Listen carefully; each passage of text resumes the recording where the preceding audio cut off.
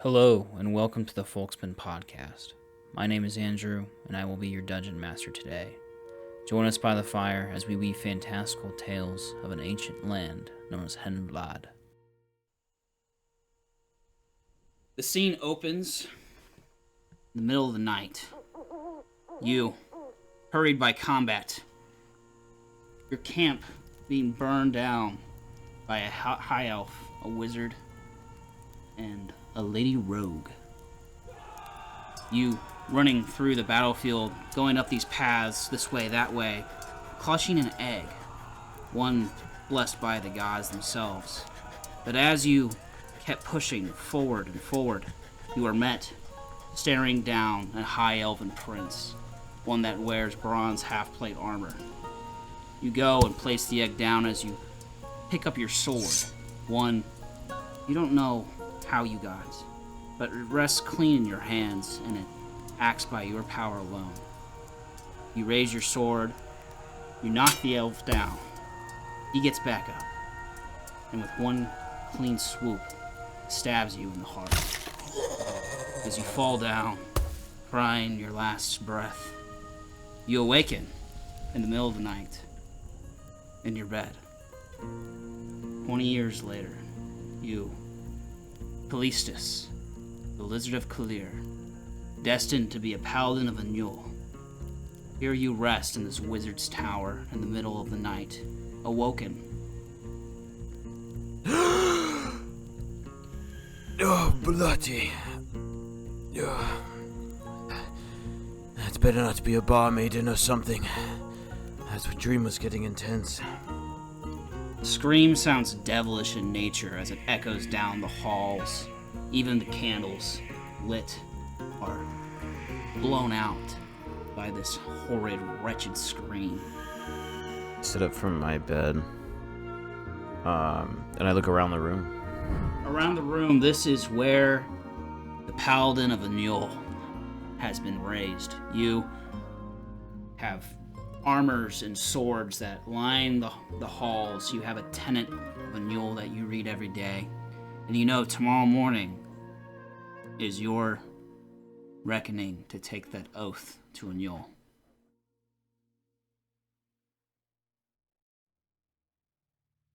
Once again, you hear the scream down the halls.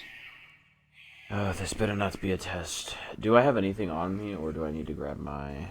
In your room, you have your armor, your swords, a bag full of provisions, and stuff like that. Gotcha. I put on my garb. I hear these screams down the hall. I go and grab my... You said it was a tenant to Aelindrel? A tenet to Aelindrel. It's a book. To Aelindrel. Yeah. I take it and I put it into a bag that I have. And I go towards the door. Are there doors, or is it just a ladder down? It's a door. It's just sliding. You go towards the door and you open up to this tower room. Once again, you hear screams going straight east, down that bridge. Gotcha. I make my way towards the screams. I run across frantically. I clench in my hand my dagger close to me. Alrighty. As you get closer, the screams get worse and worse as you come upon a chamber, one with iron chains that lock the doors in place, something highly guarded in this temple here. You know that the Grand Wizard always told you not to go in, but the screaming is ceaseless tonight. Are there normally guards that would be posted here? So you are currently in the Wizard's Tower. So, any guards you know that he would have are like animated armors or stuff like that. Nothing completely obvious. I move down the bridge outside. What's the weather like outside? Are there constellations? Outside, it is night. You can see the two glowing moons, Siskad and Gavir, that glow through the window. It is a clear night, stars aligned. You can see the constellations of the gods before you. Are there any walls or towers higher than me? So this wizard's tower spans probably about 100 meters high. You are currently on the second floor. Okay. I want to look over the wall and look down and see if I see anybody, as I still hear these screams through this door that I've been told not to go through. You don't see anybody outside, just the quietness of night. You see deer running as they are frightened by the screams, but other than that, no moving figures. I wish now that it was a bar maiden. Honestly, if there was an invasion right now, we would be caught with...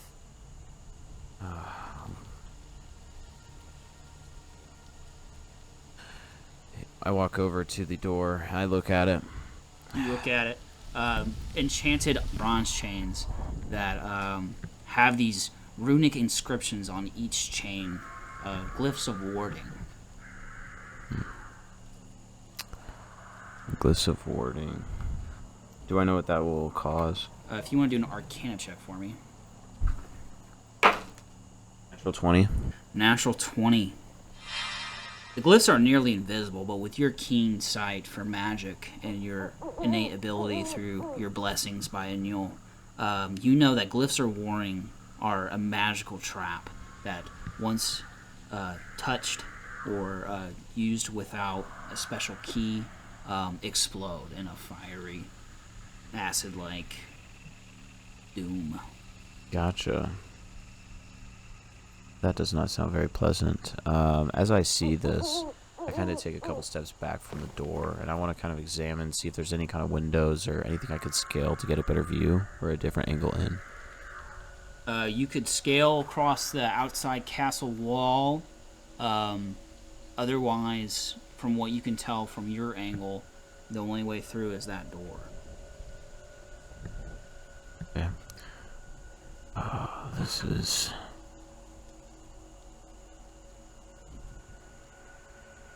This all just feels a little bit off. I'm going to cast Shield of Faith on myself. Okay.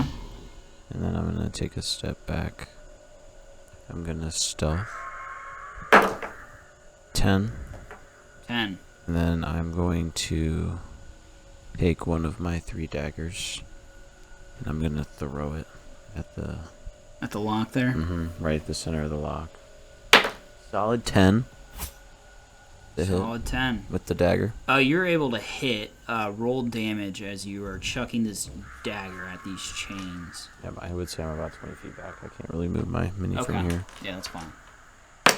Max damage, 6. 6. As you throw this dagger at, or this brass lock, it hits it, and as soon as it does, the whole thing begins to explode as glyphs of warding trigger one after another. There's about 20 on them, and it's just boom, boom, boom, as these chains are slowly, but then quickly disintegrated.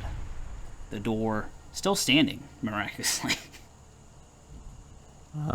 Okay, that's pretty weird. I'm going to use my Divine Sense. As an action, I can detect good and evil until the end of my next turn. I can sense anything affected by the Hollow spell or known. I can know the location of any celestial fiend undead within 60 feet. You smell an evil so disgusting that you puke in your throat a little bit. It is unsettling, the evil you find behind this door. Whatever lies behind these doors and on my path, I will slay in the name of Anu, to prove to my king and to the prince that their gracefulness of keeping me here will not go unpaid.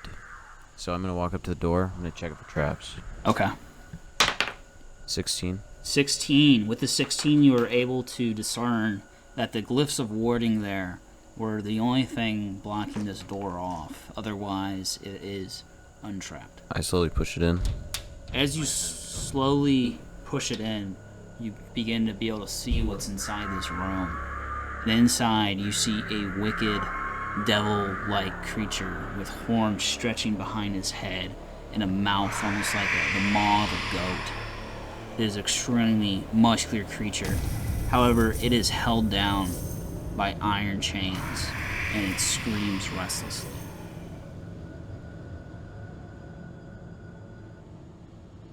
Oh, okay. So I just need to find a way to silence it so I can go back to sleep. This should not be that bad. What do we got? We got some manacles. You. Do not talk to me. I am just a simple guard. You wish for me to eat your sins? Eat my sins? I do not sin. I serve Aelindrel. You are the cursed fiend. Stop it. I'm trying to find a way to silence you. I have manacles for you. Please. My God wishes it. I do not wish any harm. Your appearance is not adding anything to His eyes are a deep black, words. and his mouth are full of wretched teeth and fangs. Yeah, that does not look like a friendly creature. And sits there chained up. So can I discern why all of a sudden he was able to start screaming? Like, does it seem like anything in this room has been tampered with or altered? I would like look to around roll. the room. You want to do an investigation check for me? Yeah, I would like to roll an investigation. I'm kind of looking for anything that's off compared to other items in the room. Natural 20. With this wizard's tower, you are so used to magic everywhere that you kind of have a keen knack for discerning. You see runes on the floor, runes of silencing, that surround the creature. About 10 of them. However, the magic that was in these runes seems to have faded away for some odd reason. Can I try to invoke the magic back into these runes? You sure can. I'm gonna try to do this. Do an Arcana check for me. All right. It's not too bad of a roll. 13. 13. You place your hand onto the ground and you use your magical affinity to breathe life back into this room. The chamber is silenced once more. I begin talking to him. Talking to him, but the silence is overwhelming and it blots out all noise. Before I leave, actually, I'd like to look around the room with my natural 20 once more. Do I notice any kind of books or secret kinds of magic or anything protruding from any of these various barrels or crates in the room? Behind this devil-like creature, you see a pedestal that has a book resting on it. Okay, I am going to be a creative. As I was woken up, I feel like I, I'm this far. I might as well as, see what this is. Especially if my master is instructing me not to. That always leads to fantastic outcomes. Well, I guess I'm just gonna have to, I'm gonna take out a piece of cloth. I'm gonna walk over to the book. I'm gonna do an Arcana check to check for traps. I'm trying to see if there's any kind of magical traps or runes that prevent me from removing this book in an orderly fashion without a giant fucking explosion. Alrighty. That is an 18. As you do an Arcana check on this book, you know that this has a spell binding to it. You need to cast a specific spell for it to open. Oh. I definitely know that this is an evil book. I'm feeling inclined to grab this book. So you have your divine sense going. Mm-hmm. You do smell evil in the book, however, you feel way more evil about this wretched creature next to you.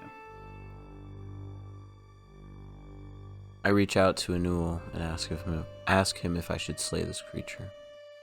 I sit down in crisscross applesauce, and I look at the creature, and I create a prayer to Aelindrel with my hands, close my eyes, and I reach out with a religion. What is your prayer?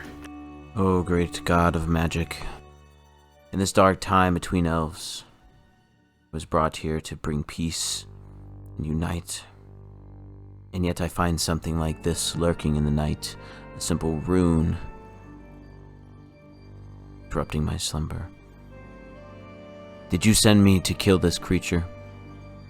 Or is there more that lays beyond? Or that is the cover of that book? You feel a message in your mind that appears seemingly from nowhere, as if spoken into your thoughts. You cannot kill this creature. I feel insulted.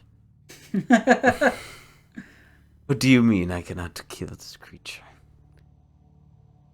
They are already manacled. Just the same message plays. You cannot kill this creature. Not that you should not, or not that you should not, but you could not. You can't. Book. You grab the book. With the cloth, I grab the book. With the cloth there. And it comes with you. However, it seems to only stay in this room. As you try to leave the room, the book seems kind of immovable past that point.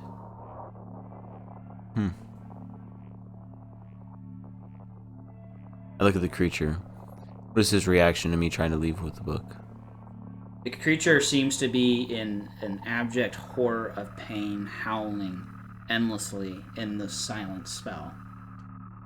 It seems to pay no mind to you taking the book. Actually, it seems almost afraid of you as you pick it up. Gotcha. As you are toiling away in this room, you hear footsteps from the other side of the hallway. I'm going to put the book back, and I'm going to go back into my room. Yeah, I'm gonna peek through the doorway to see if the guards go into the room and what they do. Okay. As you go back to your room and... I'll maintain my 10 stealth. Okay. Are you gonna act like you're asleep, or...? I'm going to... What I want to do is I want to try to look through doorway in my room, through the doorway in the tower, to see if they come around and see the explosion that happened.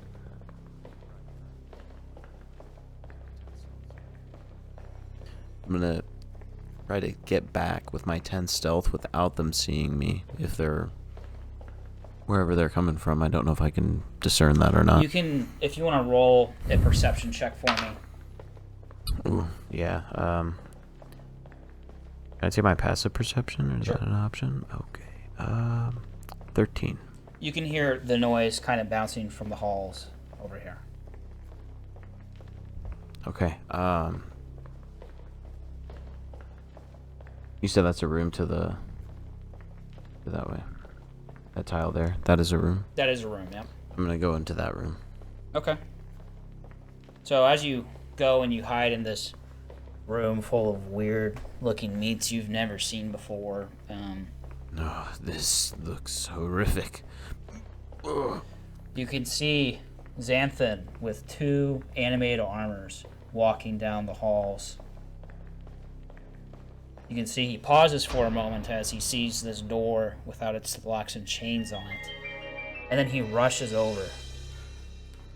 Immediately, he looks inside, sees the creature, and then comes out, casts a spell, and the chains reform where they were. Callistus? Where are you? Are you in your room? He's gonna go over and knock on your door. Alright. I walk out playing a lute. Tell him that I was fixing myself a late night meal to prepare for tomorrow. Xanthan comes over and he gives you this fisheye. You want to roll deception for me? My lute playing skills are pretty good. It's a 12. A 12. 12. I gave it a little bit of flair. Xanthan looks to you with his 10. And he says, "Did you see anybody go through that door?" I told you, Xanthan, I was busy making a snack. "I heard explosions. The chains were gone. The door was wide open." Well, I did hear some screaming coming from down there, but I did not leave this, is wonderful, actually. I did not know we had such exquisite meats here, but it's fantastic.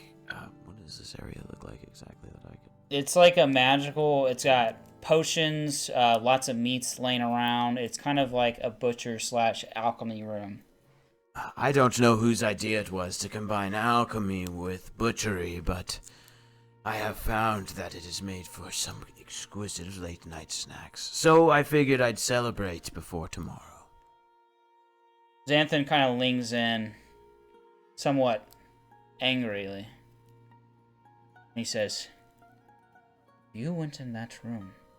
There will be dire consequences." That's why I didn't go in the room. There's a great many curses in there that they do not wish to have that door just open for prying eyes to see. You have your coronation tomorrow. You better go back to bed. I will. You would not wish to disappoint the king by fumbling your lines to the god of a mule. I would not fumble my lines. How dare you even put that thought into my mind, Xanthan? I think you're just upset because your security clearly lacks. I am being serious, boy. As am I. Go back to bed. I will, but not because you told me to, but because a Newell told me to. I kind of pick up like a piece of whatever the hell kind of meat this actually is. There's a goblin steak. I'll take the goblin steak and carry it to my room. Alrighty. As I'm walking past the animated armor, I want to look at them. What are they adorned with? Do they have any kind of like... It's a bronze, human-made heavy armor. With the crafting, if you would like to roll a history check for me.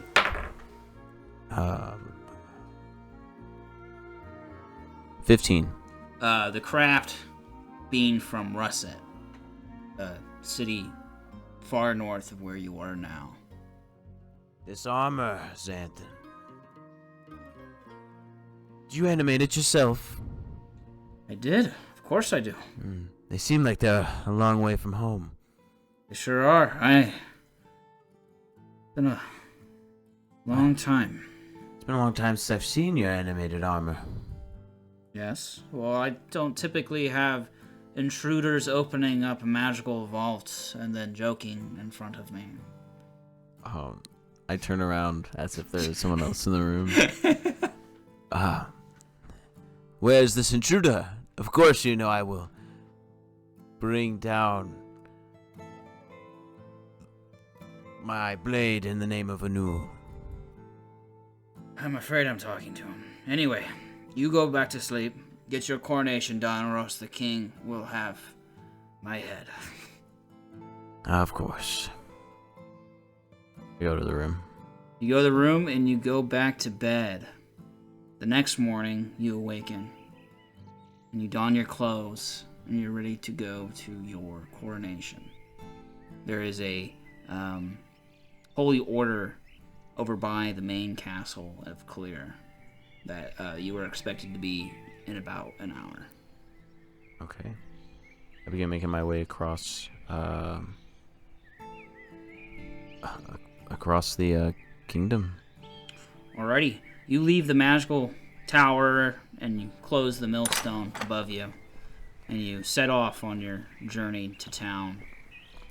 After some time walking, you are met with the bumbling town of Khaleer, the elves who have the mushroom trees everywhere. There are fine shops of fine craftsmanship. Is there anything you'd like to do before you go to your coronation? I kind of want to take a look around at the crowd. Is anybody looking at me strangely? Am I used to some glare since I'm one of the few lizard folk in this entire place. Yeah, so the elves would have none of you if it were not for the fact that you are branded by a Yule. You get feverish, odd glances as people usually see lizard folk as nothing but barbarians, but the brand of a Yule in your elevated mind compared to the rest of the lizard folk sets you apart, and the common folk cease their insults when they notice that part about you. I keep that in the back of my mind as I look around. This place feels homey. Each and every day I take a stroll. Personally, I sit and I think, pondering about the gods. I still feel as if, out there, with all the creatures, the thrill of never knowing where your next meal is going to come from. That's where I could always thrive. But here, this status is unlike any other, so I feel like I should be grateful. I keep walking over and I see a potion shop. I stroll in and I'd like to buy some potions. Sure. What kind of potions are you interested in? Personally, for me, I have my coronation today. Perhaps just in case I end up doing something a little bit irresponsible later. A couple of potions of healing.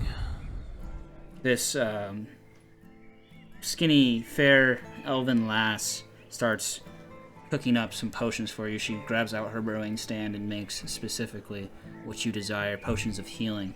She adds whisper leaf as well as a bundle of berries, almost huckleberries, into this blend that she then boils and cooks up and then strains out into these potions that she hands you. The aroma is amazing. Thank you, darling. It's half the reason why I do the work. You know, normally for me, I wouldn't do anything this rambunctious or out of the ordinary, but with something this great going on, separating me from what could have been a horrific life, I am ever more grateful, and I might actually have a few more drinks than I normally do. Well, don't go too hard. I hear you have a coronation. Of course. Noblemen like me, we normally don't party too hard. Yes. Well, potions are on the house. I appreciate that, lass. Enjoy this fine day. You as well. And you leave the potion shop here. As you're walking further to this church, you bump into the man who taught you how to duel with swords. In front of you stands Elric Clavum, a human with champion's armor. And he bumps into you and he says, "Oh, Callistus!" Oh, Elric, I thought you were drawing a blade. Your coronation's today. You have time for a spar before, or maybe after? Perhaps after. Wouldn't want to mess up the face. The scales, they look too, perfect. I had to get them just right. Well, make sure you tell the holy man that Clavum himself taught you. Oh, I definitely will. I'll never forget to make sure to let them know. You see a smith shop where they work with bronze. An elven smith stands there with a patched eye and bronze-plated armor. You see a leather worker as well as a fletcher and a magic shop that seems to sell, especially in scrolls. I'll go to the magic shop. As you walk on over to the magic shop, you see it's like a quartz doorway that appears to has this like grand oak front door. It's kind of weird with all of the quartz and amethyst around this town that you would see such a odd wood being used. Ponder for a moment, looking at the odd wood. Take a second and look at everybody walking around. I go over to the door and I open it. You open the door, and as you open it, all of a sudden you are inside what appears to be this red oak varnished magic shop. You feel as if you've transported to a different reality. I almost feel like I'm gonna puke for a second. I was not expecting that. I look around. What do I see? At the front counter, you see a brunette-haired gnome who stands on a step stool, who's wiping down the countertop as all these magic items are just floundering about. You there behind the counter. Where am I?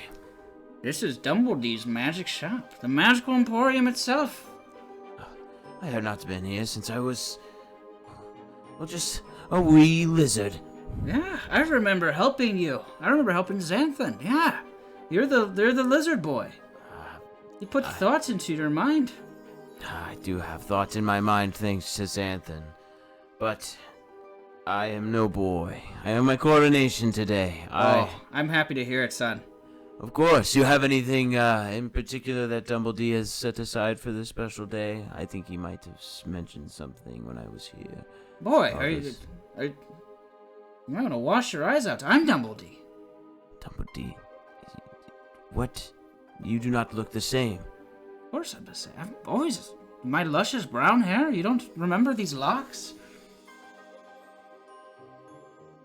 I take a step back. You look different. But yes, did you set anything aside for me? Yes, actually I did.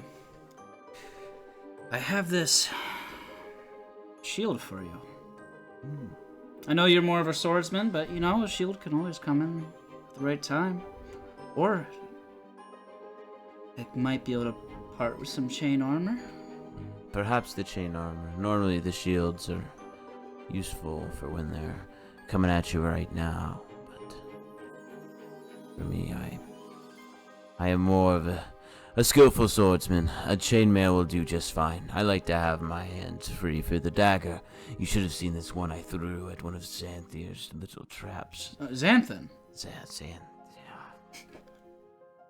I'm a bit nervous. The coronation has me babbling all over town, I promise you. This is not the first shop I've stumbled into today with this horrific mannerisms. I apologize. Oh, it's alright.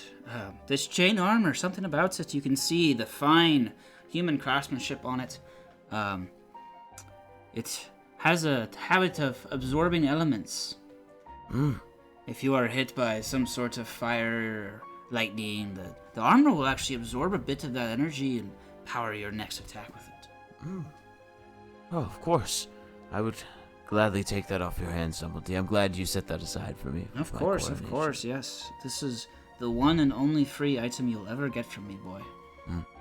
Well, just know every time that I visit you, and I have it on, I expect a 10% discount. You're such a fool. Enjoy your coronation. Only in the name of Anu. Dumbledee's bell rings. The patron has entered the shop. Dumbledee, it is nice to see you.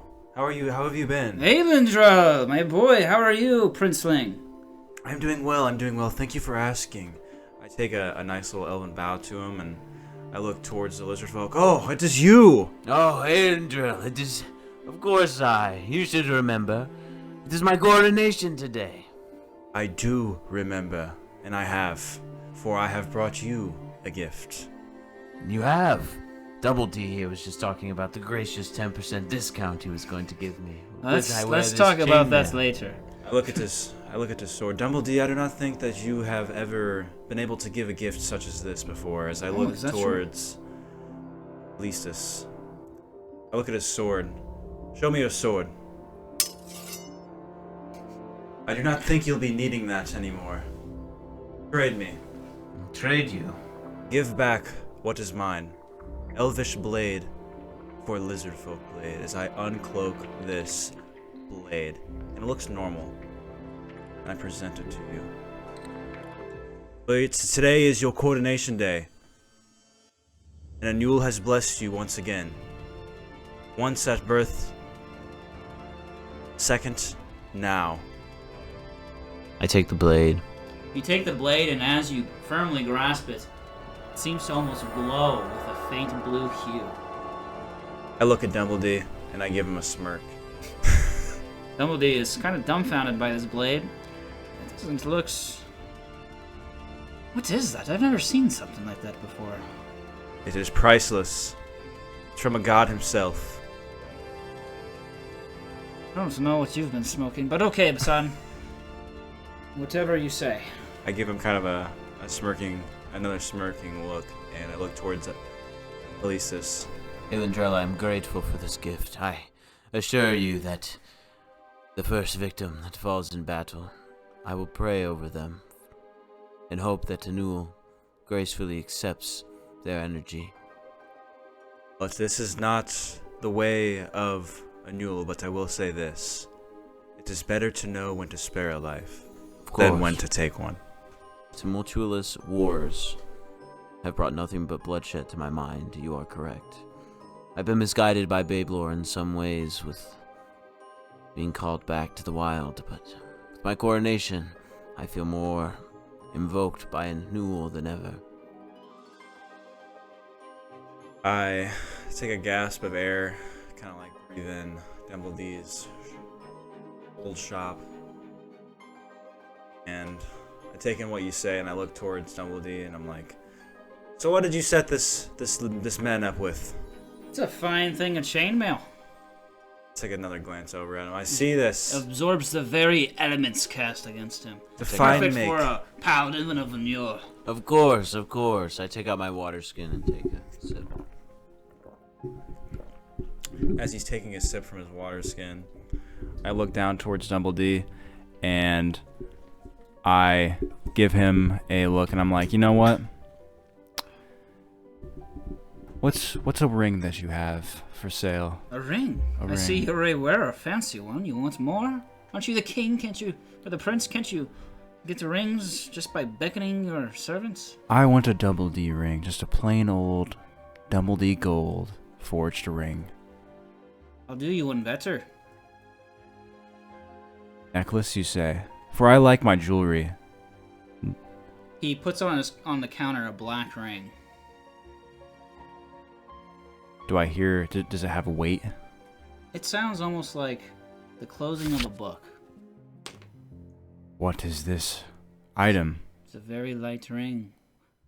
One for a very light prince. It will aid you. I will not tell you what it does, but...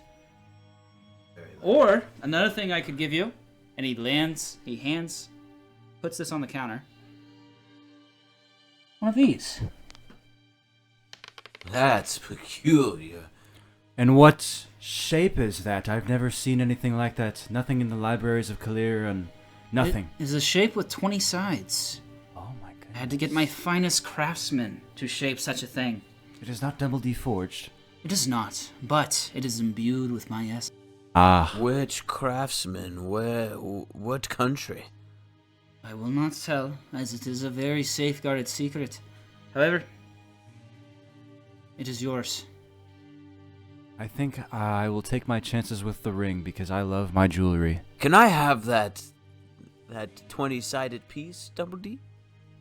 I'll waiver the 10%. A prince's gift for the young lad. Persuasion. Natural 20. Oh my gosh.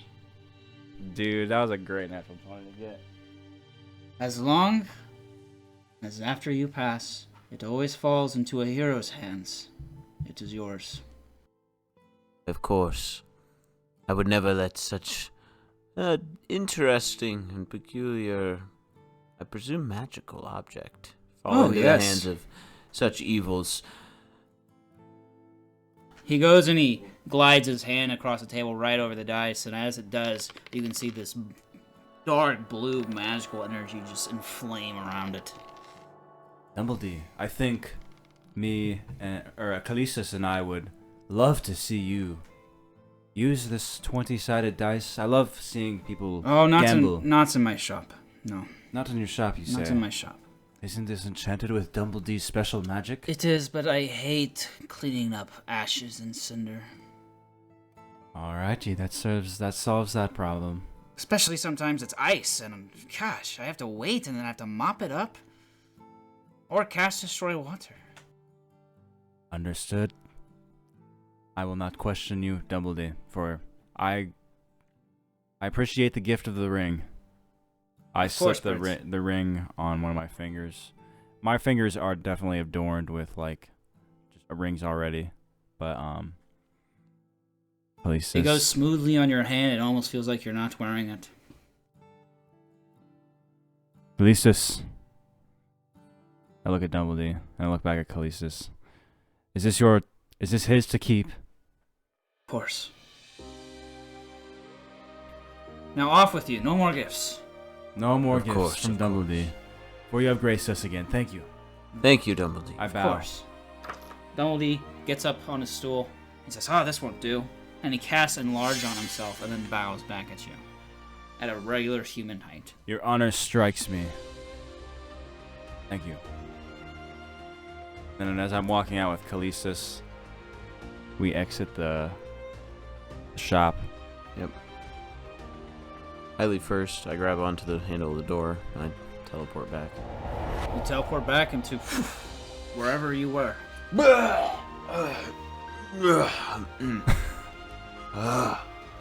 I step through the door as soon as mid-vomit. There's a reason why I don't normally visit him that often. That's his flaw, easy puker. I do not understand why he chooses to put his shop on that plane or whatever it is. But I must serve him a purpose that I do not know. But it was great seeing you. I look forward to your paladin coordination. Of course. I will look for you amongst all of the onlookers. I'm sure it will be a thrill. Excuse me. I am a busy elf. I do not know if I will have time for it, but I will make sure I drop in. I will be grateful to be graced by your presence. Your grace. I take a bow, and I turn around, and I walk away. Right. I turn the opposite direction. I take my leave. You're going towards the coronation. Yeah. Eventually, you are met with a crowd that gathers around. As they see you walking up, the crowd parts in half as this legendary lizard folk of this elven nation, one that can actually think and use their minds. Most lizard folk, all lizard folk, it's never been heard of. But the mark of a mule is what truly impresses people. Out on your right hand, this mark, a blue gleam. As you part this crowd, you go to the heavy doors, and they're closed, waiting for your entrance. Take a deep breath. Relax. I take a look at the gleaming blue mark of a newel on my hand. And I go in. You bust the doors open, and as you do, the crowd cheers as hundreds of people are here to celebrate your coronation. Flower petals litter the floor as this carpet goes all the way up into where the king stands, as well as the Sir Paladin, Alcarai. He is an high elf paladin wearing this decadent armor. You're walking down these corridor rooms, or the corridor here, with the bumbling crowd on each end, the flower petals dancing over the carpet, and at the front stage you see your paladin leader here, as well as the king himself.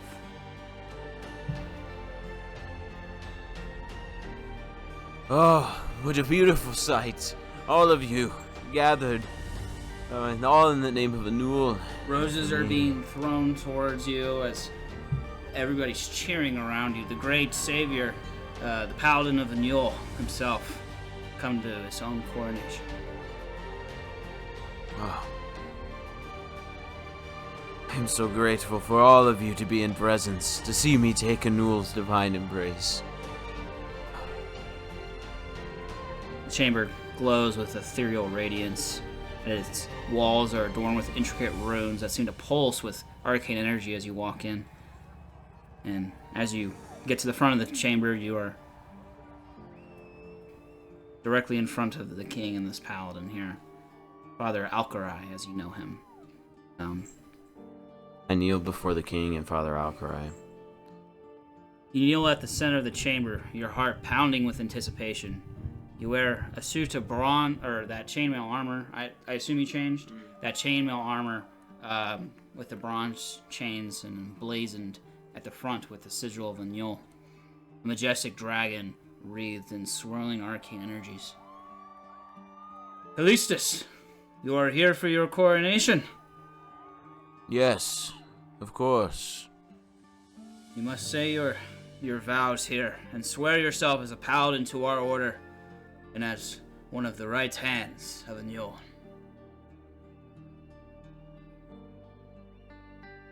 I stand up from kneeling, I turn, and I meet the eyes of the crowd. You hear cheering. I draw the blade given to me, and I hold it high. I channel the energy of the blade, reach out to the gods. The sword glows with this blue ethereal glow as you do so. I then twist it and stab it into the ground.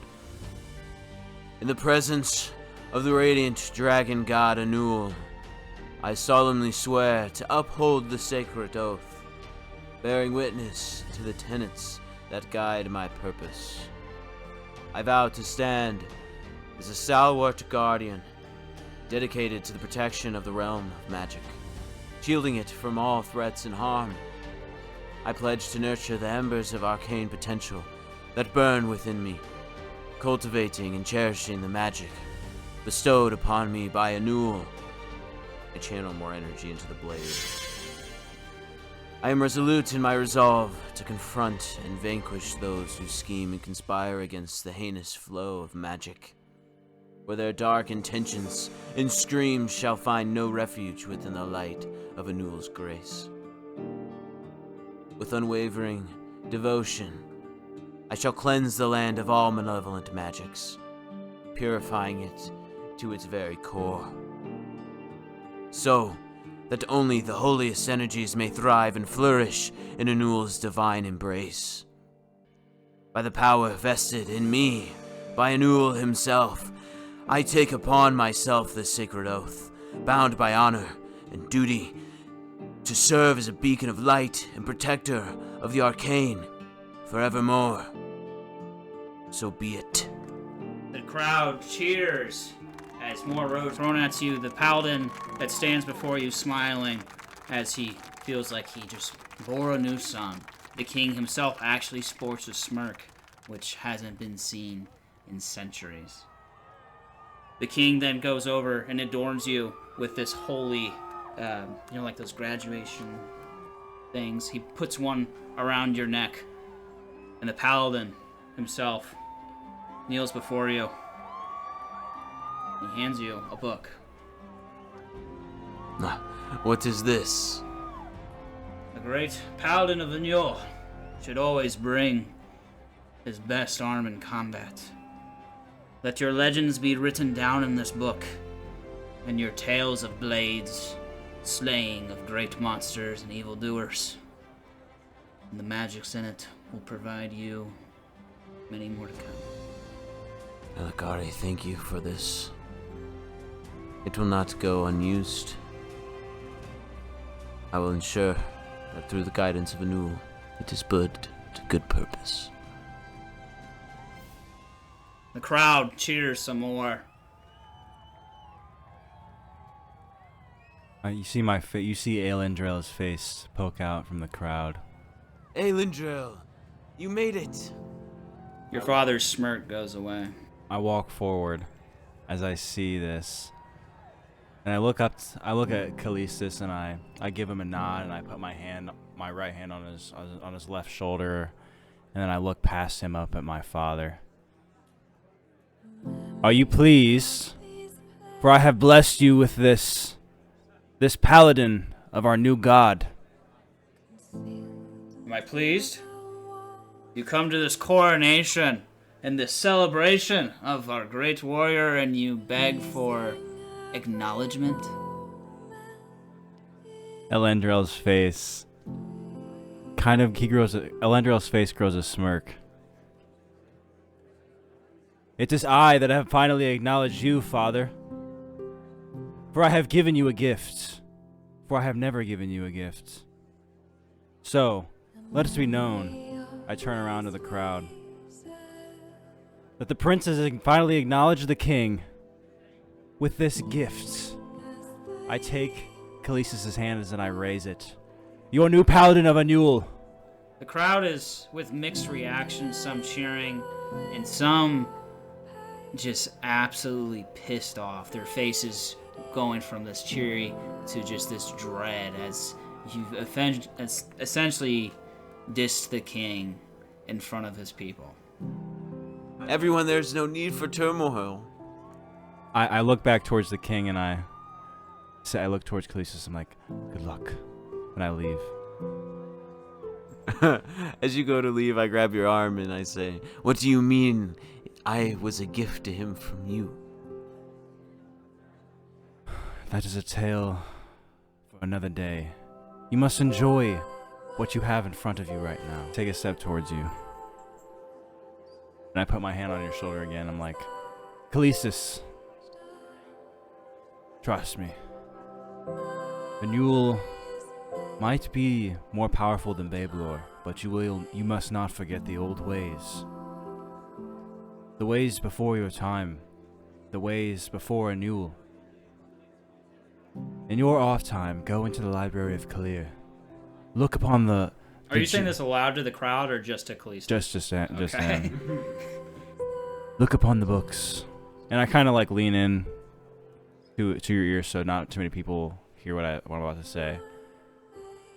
Find the old teachings of Babelor, for you might be able to have two deities give you power.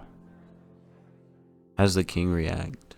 He said he's whispering this, so amongst the crowd murmuring and I'm cheering, like, I like put my hand on your shoulder at first, and then I kind of like leaned in and started talking next to your ear. I lean back and I look at you and I say, thank you for your advice and for showing up. It means a lot to me, even if some people here can't just appreciate a good coronation. I agree. Enjoy it, Callistus. I take a step Aelindrel. back and I do an elven bow to you. I do a paladin salute. I give a nice long elven bow, and then I take a step to the side and I face the king. I take another elven bow and I give him a nice smirk. I stomp out of the room. The king does not react yet, or would be foolish to do so in front of his people. He says this psychically to you. Okay. As I'm leaving and opening the doors, I turn back to him and my smirk widens.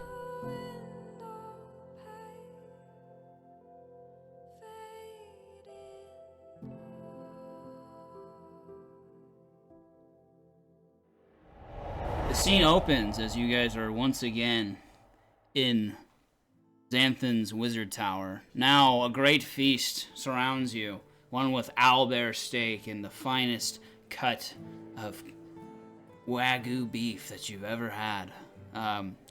Great ostrich eggs and even some velociraptor legs, prepped from just the nation next door, Esprit.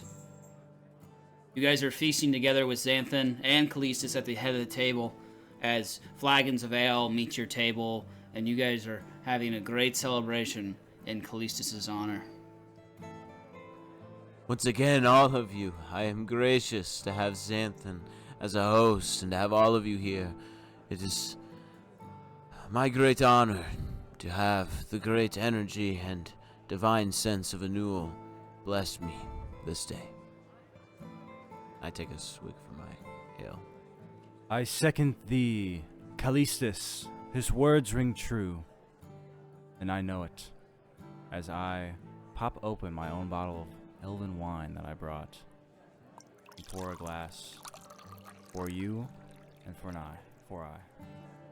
Ah, what a fine, exquisite, peculiar wine. Thank you, Aelindrel. I will gladly have some of this as well as this ale. It is great. Like I said, I got some healing potions, so I'm feeling quite good tonight. Not a problem. This is gifted to me by my sister, my eldest sister, Lauristina, for she is 623 years old. Oh, so wow. This wine is very, very old. Blessed Anul. I take a sip.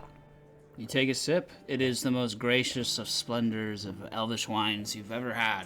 The grapes themselves forged in the cosmic celestial forges of the elves is what my sister Lauristina told me. Bless my scales, that is exquisite. You'll have to bring me some the next time you go and see her. I'm sure, blessed Anul, you'll see her again. I know how your family can be sometimes. My face remains stern, but you notice kind of a tug at my heart. And then I raise my glass and take a sip. I don't know how you just kind of notice something. You you do know? the spins, the smells, the taste. I spin this elegant wine around and I look upon it. I gaze at it with my 2 elven blue eyes, clear eyes, looking upon this wine, and I sniff it. As you're doing this, to your left side, Father Alcarai sits, and he says, "Now, with the paladin of Aelindrel and the great prince, I must inform you about your journey tomorrow. Journey? You each will be going to Brackenholm to show the king's grace as they're having their grand festival. We seek a discussion with the King Garl, and we are sending you two, along with Xanthan, to go and meet."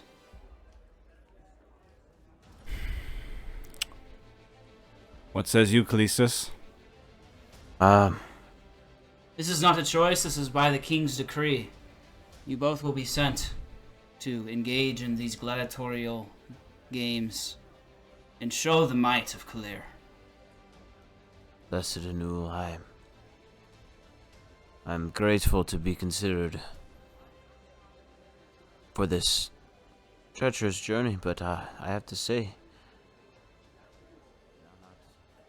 if not now, then when? That rings true. The dinner goes on for a bit longer as everybody's getting their fair share of ale, and Dumbledore is there to just pass in, say hello, and then he makes his quick exit. Wait, Dumbledore. Yes. The 10%. You said we would discuss it later. Not It is now. now. Not now. Okay. Dumbledore, I'm not going to be back for some You've time. pushed me far enough with the dice, and The dice! I The should armor. roll it! I should roll it! you should not roll that right now. I should roll it, No, Dumbledore! listen. I know you've had a bit of ale. Maybe chug another one of those healing potions. Do not roll that. I'll save it for Brackenholm. And as this is happening, you notice Xanthan quickly get up from his seat and run up the stairs. Xanthan? Xanthan. All of a sudden, you hear a crash sound from upstairs. What is it? Who drank too much ale? This is my coronation. I'm the one that's supposed to make the crashing noise, guys. What do your senses smell, Paladin? I will use Divine Sense. 60 foot. 60 foot. You smell an abrupt evil coming from that very same room that you saw the night before. We must move. There's a vile creature, I believe, imprisoned that Xanthan has been utilizing, I believe, not for dark magic, but for research and protection. I don't know exactly what could be going on. It might be nothing. You hear an explosion from upstairs. As a Paladin of Aelindrel, you must go. I charge. Some of the other dinner guests go up as well, as they also want to know what this ruckus is. I walk behind them all. With my Kopaz Your sister sheath. Anara is also here. I tell her that to walk next to me behind the Paladins of Aelindrel.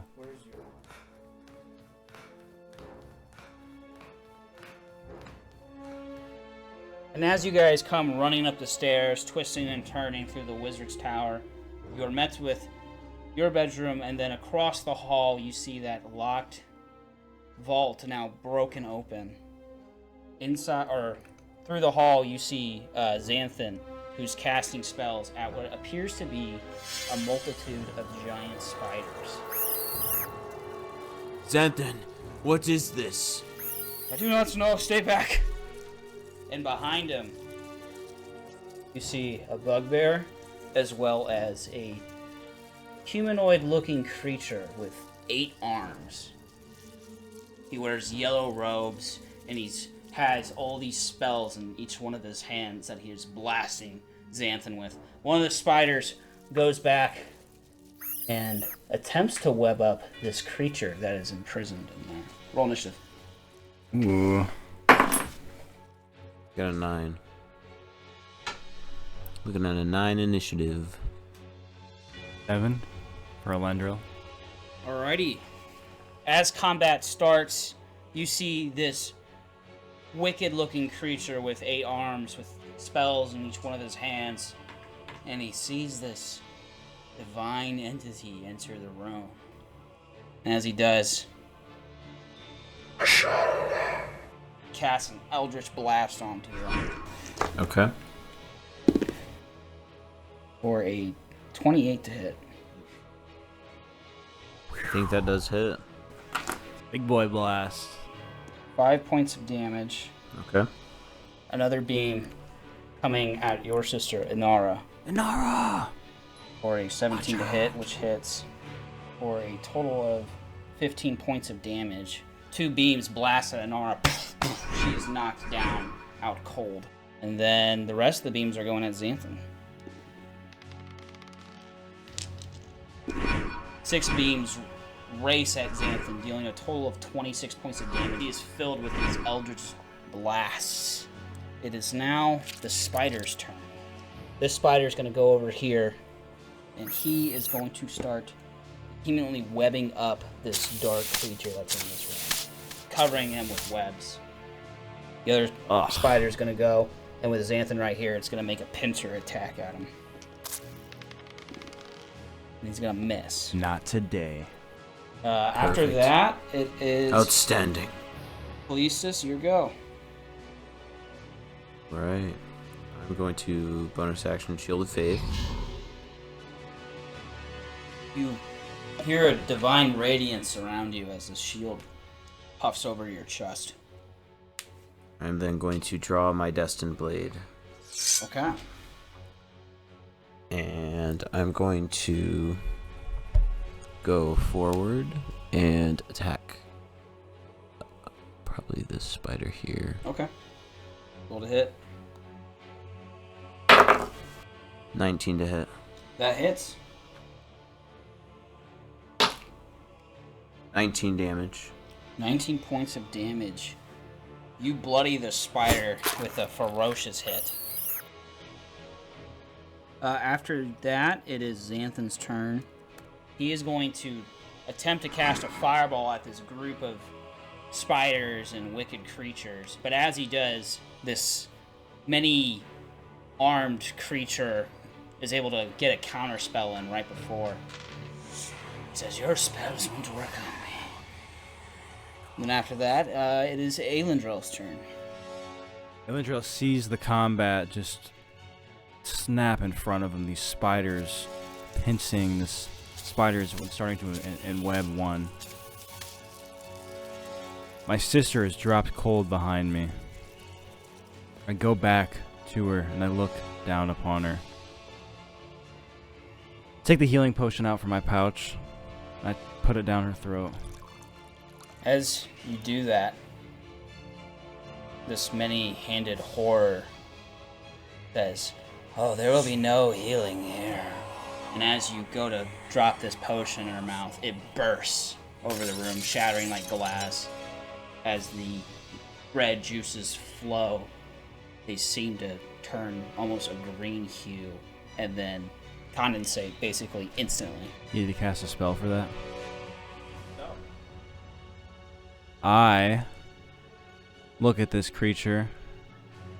You look at it, you see its many hands, 6 arms stretching from around its back, 2 of them clawing at its own face while the other kind of prepares spells. With my elven speed, I move quickly up to this spider. As he says this to me, I am already in front of this specific spider, and I'm going to make an attack. It's going to be 21 to hit. 21 hits. Alrighty. And we're going to go with a 6 points of damage. 6 points of damage to this mighty spider. I cleave down with my Kopesh, and I slice it down on one of its skinny legs. Action surge. In the midst of slicing through one of its legs, I take it back again and I sweep horizontally at its eyes, missing with an 8. That misses. You go, you chop one of its legs off, you go for another, but the spider's too quick. It dodges right at the perfect moment. That will be my turn. All right. This spider that you just attacked is going to cast a web. It's going to spit a web off in this direction. I need each creature save Callistus here. Well, I guess, yeah, Callistus as well, to make a strength saving throw for me. Actually, no, this is just one creature. My bad. So it's gonna web you. So I need you to make that save. 10. Okay. You fail. This web bursts out from the spider and it covers you. You are enwebbed. You fall over restrained. This spider is going to continue enwebbing this creature. After that, Alcarai is going to run up to this spider. He's going to run up to this handed horror here. And he is going to bring down a thunderous smite on him. Ooh, a thunderous smite paladin spell. And he goes and he brings down his Kopesh onto this creature, hitting it for a 22. What does this smite do? Thunderous smite? An audible thunderous ring rings out from 300 feet, and the attack deals an additional 2d6 thunder damage. Additionally, the target creature must succeed a strength saving throw or be pushed away. So he's going to roll his strength here, and he's going to fail. So he's pushed back 10 feet from this. And then damage goes through 18 points of damage. Whew. Big damage out here. These house guests are going to go, and they're going to run up here. One's going to check the vital signs of this Inara. This one's going to go, and he's going to reinforce Callistus here and attack this spider. And backup finally came. And he's going to hit. Let's go. Nice. For minimum damage, 4. Let's Easy. go. 4 Easy. damage. After that, this handed horror is going to go. He is going to cast Hunger of Hadar on this room right here. In a 20-foot radius sphere, of blackness and bitter cold appears, centered on the point within range and lasting for the duration. The void is filled with a cacophony of soft whispers and slurping noise. No light, magical darkness, or otherwise can illuminate the area, and creatures fully within the area are blinded. It creates a warp in the fabric of space, and it becomes difficult terrain. Any creature that starts its turn takes 2d6 cold damage and must succeed a dexterity saving throw or take 2d6 of acid damage. After that, he's going to cast 2 Eldritch Blasts, one at Callistus and then one at Aelindrel. How dare he? He's gonna miss. That's cocked. That's cocked. Cocked roll. 20 at you, 21 at you. Possibly a hit. Does it count if it meets? Yes. Okay, then it hits. Alright. 9 damage, 7 damage. Is that all you've got? I take this Eldritch Blast. The creature hisses at you. It claws continuously at its face. I hiss back. I'm just kidding. I spit up some blood and I kind of scan the room. Blessed Anu, we need some form of miracle. Cough up some more blood as I have. Don't we have the Paladin Master with us? Yes. Yeah, he's smiting. He's just smitten. He's smitten. You just smit? Turn. After that, it is the spider's turn. He's going to finish enwebbing this creature and grasp onto him. The spider is then going to run and hop out the window. I look. My passive perception, do I see the book? Your passive perception is 13. 13. It's too thick of a combat to tell. Okay. After that, this spider is going to go, and it's going to attack you, Callistus. You're going to miss. Unless your AC is a 12. After which, Xanthan is gonna go. No! They took the city! He's going to instantly vanish. As he vanishes, I'm saying, the what? Because I'm all muffled. Yeah. Callistus, it is now your turn. All of you hold strong. Xanthan will answer for what he has done here. I should have slain that creature, but I did not know. Perhaps this will help. I throw the red d20. Okay. Search it. Or I can cast haste on a random friendly creature. I'm gonna cast haste on. oh, it's random, right? Yeah. Okay. Oh, wait. Yeah, it is random. You cast haste on Aelindrel then. As I cast haste on him, I pick up the red d20. Or does it just go back? It's like a Bakugan. So haste is a concentration spell. Yeah. This is just a straight up, doesn't matter, it's on me. Oh, he's concentrating on haste, okay. which will break his concentration of Shield of Faith. Yep. Take out a dagger. And I look across this battlefield and I look at this heinous bugbear. Behind him, a scratching, crawling face. And I hoist the dagger in my right hand. Blessed anew. This spider is in front of you, so you'll have to move around. I sidestep behind the knight. Behind him, so you're gonna take an AOL. You'd have to. Oh, I sidestep in front of him. And I throw the dagger. Okay, roll to hit. 11 to hit. You throw this dagger at him, and as you do it, he swings his club, knocking the dagger midair. Wretched, vile creature, be vanquished from these lands. Whatever heinous acts you have planned with that fiend, leave the people of Khaleer out of it. By your command, the Hated Horror says. It seems to you that the only thing he's here for is that wretched creature. What would you even want with that creature? I shout. Stories untold. Passive perception of 13. I look over his shoulder, trying not to let him see. Is the book there? Now that you're a bit closer, you can see through the fog of war, and it's definitely not. Alright, that's gonna be the end of my turn. Okay. Aelindrel. Attempting to break free from this accursed web. Haste. Break free, 17 plus 2, 19. You succeed. My action. I don't know if breaking out of web. As an action. It's an action? Okay. So I expend my haste action to get out of the web, and I make my way behind this spider with my haste and ability. I'm even quicker and more agile than I was before. Cloak is trying to... I fly past Callistus. My cloak doesn't even know where to go. And I roll to attack this spider. 10. You do not hit.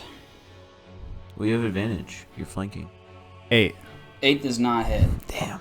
That is my turn. Okay.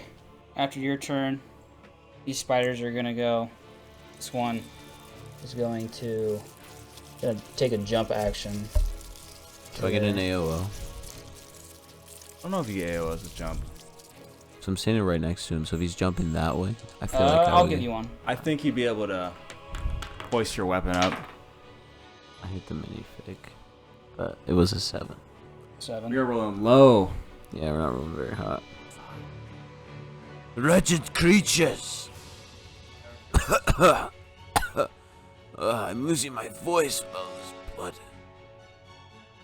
My scales. Lay on hands. Healing won't work.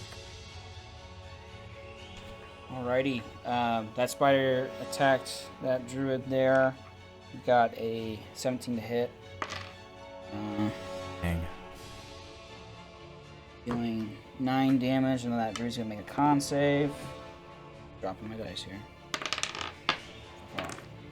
And he succeeds, so he's only gonna take 7 points of damage. After that, the other spider's gonna go, and he's gonna attack Aelindrel here. Come forth, wretched creature.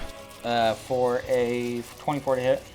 Holy moly. Can you make a Constitution saving throw for me? I can make a Constitution saving throw.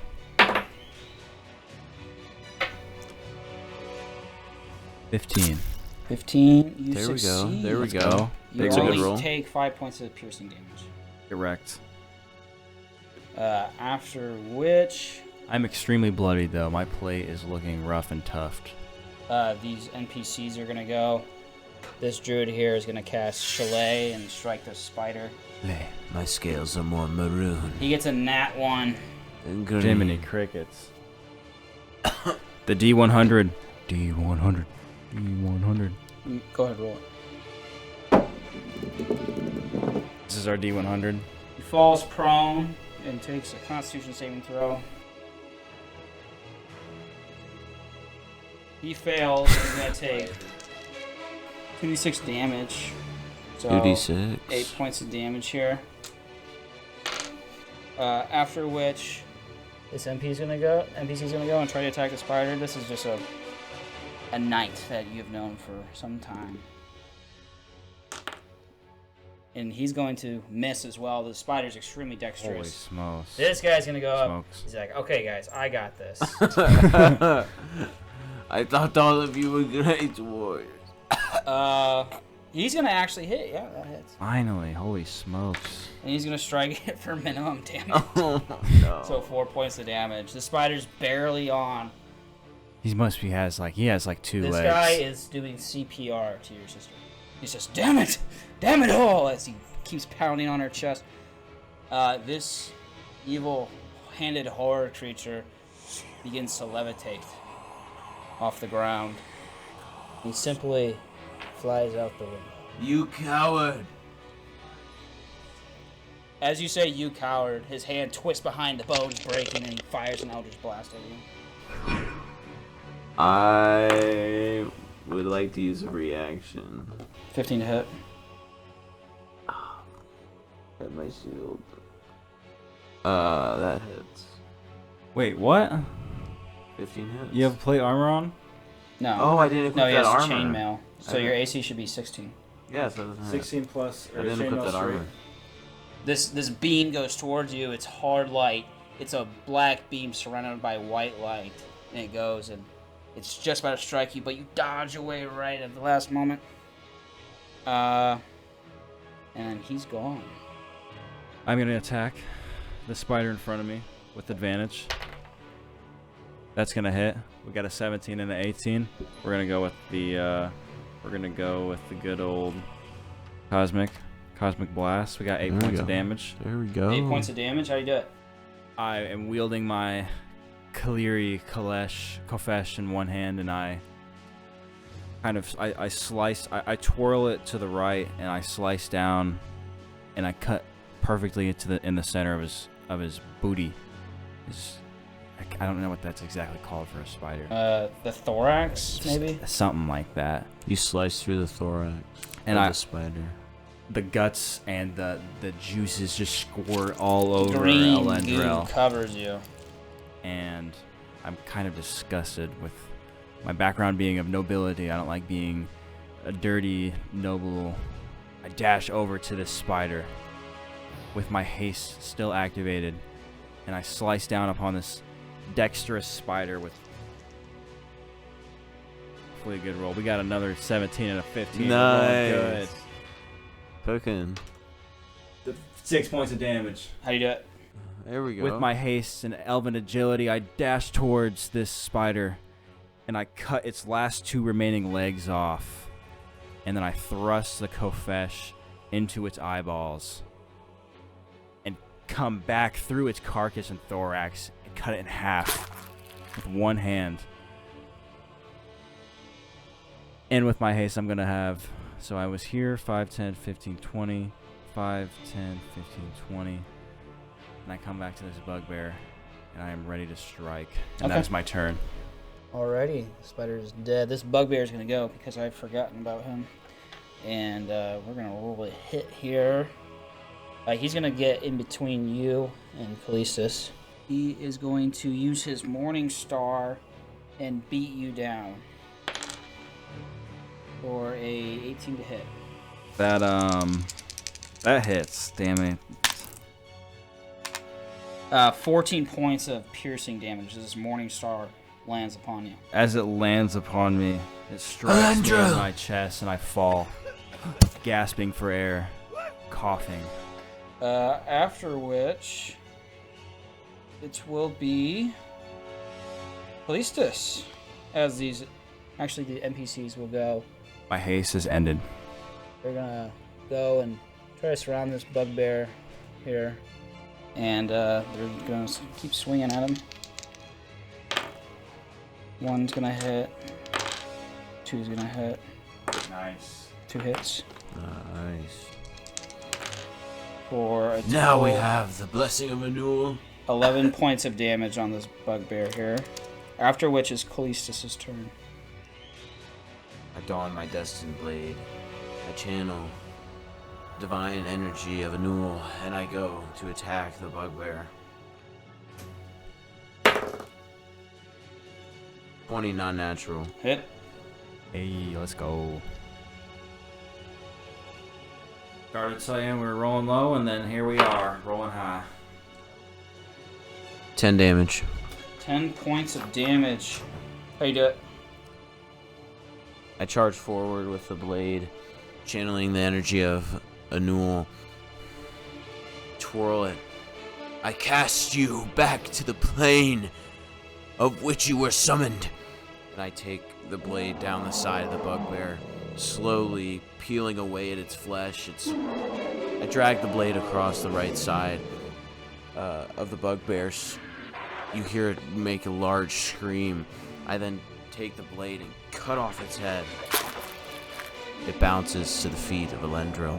I watch this head tumble closer, closer, and closer to my feet, and it rests looking up at me, locking its gaze. As your vision fades in and out, I run over, and I give you the last potion of healing that I have. Am I gasping for... This potion seems to work as whatever handed horror that thing was. Its magics is no longer here. You get 7 HP. I feel my spine kind of crack and snap in place for a second. And I can breathe again. Thank you. For Aelindrel has come. Whatever that creature was. An abomination, that's what it was. And I'm glad that you got to slay it. Testing your new sword out, I see. Aelindrel, you do not understand. I must speak to you about something. Not here, not now. My prince. Yes. What is it? Your sister is not responding. My sister is not responding? What do you mean? I run. I turn back towards her. Pushing through the crowd. Anara! Aelindrel! Anara! What? I run after. You run after. You see, the 2 places where those beams hit are now rapidly decaying. It seems that because she wasn't wearing armor, whatever magic this was, it's just eating away at her flesh. I look around the room kind of frantically for a second, and then I close my eyes. I stand up after kneeling, and I look back towards Callistus. I say in an audible tone, Callistus! Yes. I need you to uphold your oath now to Aelindrel. Come cleanse one of the Khaleer's own daughters, and you will have my debt. I look at you. Extremely bloodied. Scales barely visible. The face that you saw at the coronation. Gashed with blood. Gazed upon combat.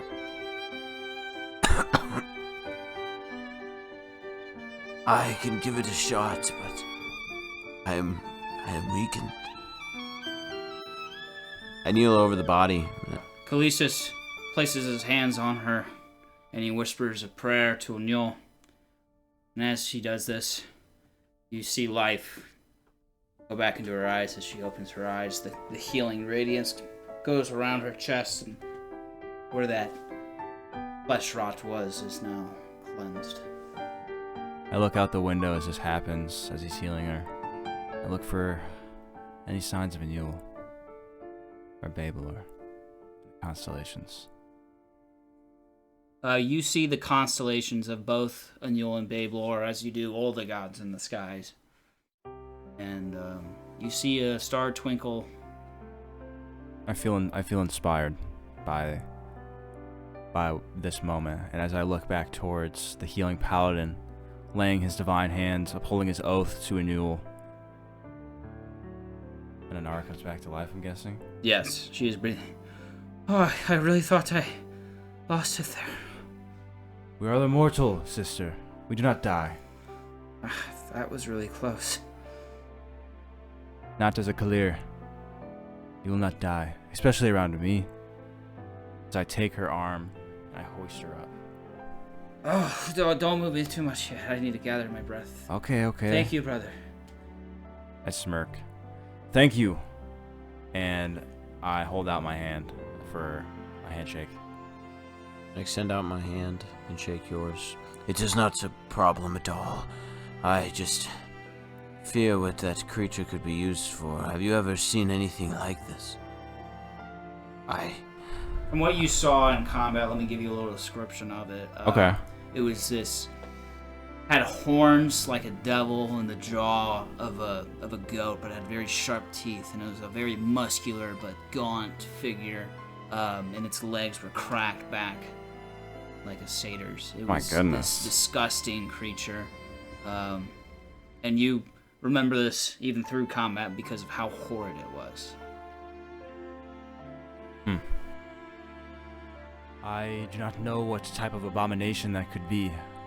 I have read many, many books in the libraries of Khaleer, but I have never read anything that comes close to that. Abominations of different gods and whatnot, things that lurk underneath us that we do not know of or have ever seen. I look across at the person that's with us. Alcaray? Yeah. That is with us. This is just a human knight. Alcaray is back here. He will come over. Oh, okay. As will most of the guests. As they begin coming over, I look at you and I say, we must talk. I prayed, and I did not kill the creature on the will of the gods. What do you mean? You have denied Aelindrel's request? The rest of the party rejoins the room as you say this, and I just give you a stern look. Father Alcaray speaks. What in the devil's is this? This damned wizard, no wonder he was banned from these. Do not speak ill of Xanthan. Do you see what he captured and held captive? What he led here? Maybe that beast is... sickening. Think. I know paladins don't have necessarily the highest intelligence of them all, but I know this. Reeked Hold your of tongue. divine evil. It smelled of the hells. What if he was just trying to keep this locked away? I've read about beings that they need to be kept locked away deep and dark, or kept under magical spells, for even darker beings wish to manipulate them and twist their minds. He is a fiend. That is all I know. But do not take Xanthan and smear his words. Clearly there's a reason for this, and we must get to the bottom of it. Now that I am a paladin, I have an oath to upkeep, and I do plan on solving this. Although I must leave. You are expected in Brackenholm.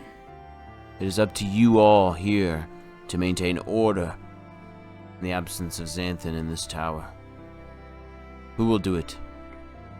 I, Father Alric, I will snuff out this case. I will investigate this tower and see where the old men went along with that handed horrid creature. My room is off limits. I respect you enough for that. Best to keep this out of the ears of Khaleer. himself, because I do not think that he would necessarily like knowing that there are demons and abominations lurking within his own wizard's tower. Khaleer would smite the living hells from him if he... We must then get rid of the bodies here. Agreed. And then return to our feast. My coronation was still today. And as you each stand over the corpses of the dead, you wonder of the whereabouts of your master's anthem, as well as this strange spider-like creature that up and vanished. The twin suns begin to set over the land as the scene fades to black.